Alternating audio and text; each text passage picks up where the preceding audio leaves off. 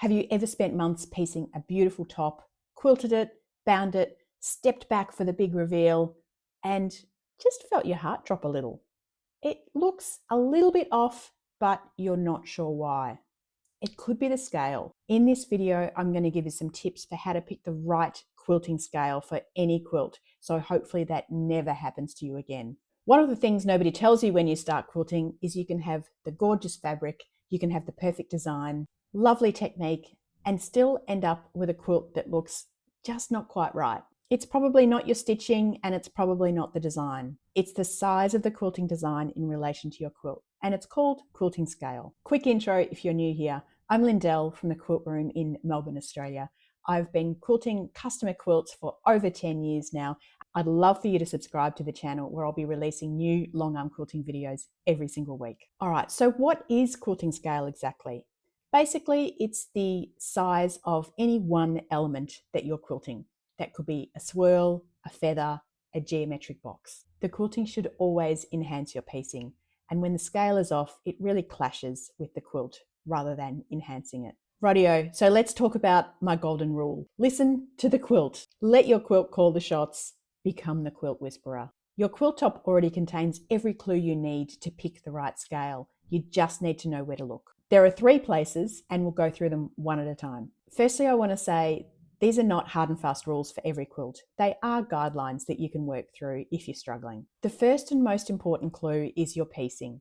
Smaller blocks suit smaller quilting designs. Larger blocks can handle medium to large motifs. It really is that simple as a starting point. If your quilt is made of teeny tiny 2.5-inch squares, you want a small quilting scale so that every block gets its moment. Let's look at how this plays out on a real quilt.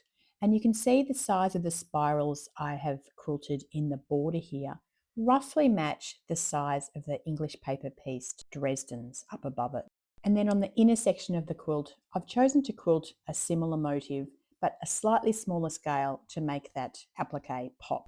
All of the applique on this quilt were quite small pieces, so I've chosen to do a fairly small design all over it to give it a really cohesive scale. What about when the block sizes are a little hard to work out, like this gorgeous bear quilt? This was done using my BERNINA Q-matic, but the same rules apply. The swirl size fits really comfortably in the negative space between the bears and is also roughly the same size as the bear ears. So it feels like a good scale for this quilt, while also filling in the negative space really beautifully.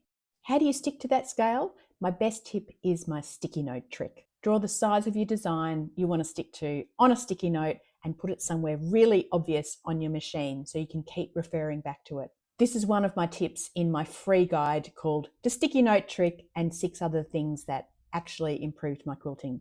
You can find the download link for that in the description. Now, on the other hand, if you're working with big 12-inch blocks, they can carry a medium to a larger size motif. Now, the second place we want to look is the overall quilt size. A tiny, tiny design on a king size quilt looks just as lost as a huge design on a baby quilt.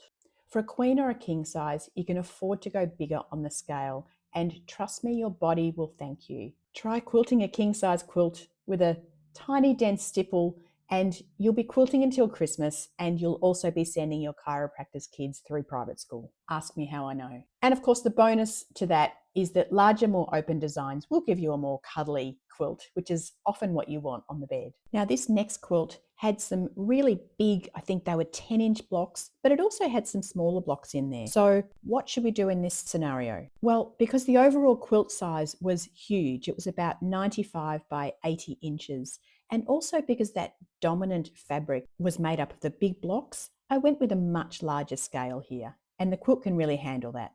Quick question for you while you're here. What size blocks are in the quilt you're working on right now? Let me know in the comments. The third place we want to look is the fabric print, and that's something you might not have thought of. Look at your dominant prints. Is it a big, bold flower print, like a calf facet? Larger designs will feel much more at home here. Are they tiny, sweet little floral sprigs? You can definitely afford to go smaller on the scale. What you can even do is measure the pattern repeat in your fabric.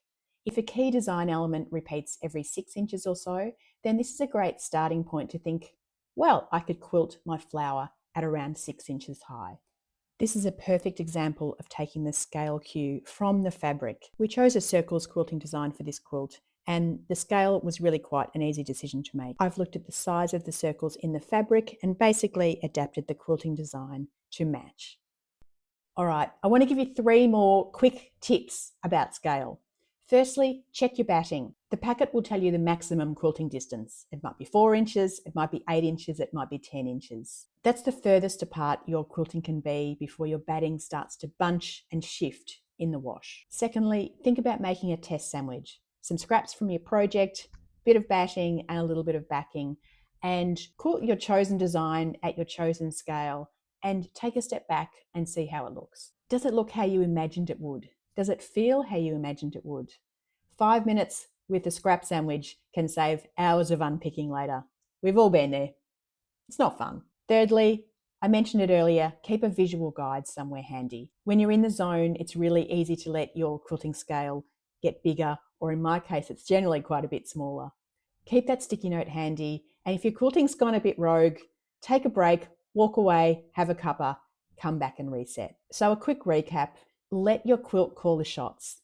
Look at the block size, the overall quilt size, and take your cues from the fabric print. Check your wadding's maximum quilting distance, and for the love of all things quilty, make that test sandwich if you need to. If this helped you, a thumbs up tells YouTube to show it to more quilters like you. I'd also love it if you'd subscribe to the channel. I'll be releasing more free motion videos every week. Up next, watch this video where I talk about the 3 free motion quilting designs that will cover almost any quilt you'll ever see. Happy quilting.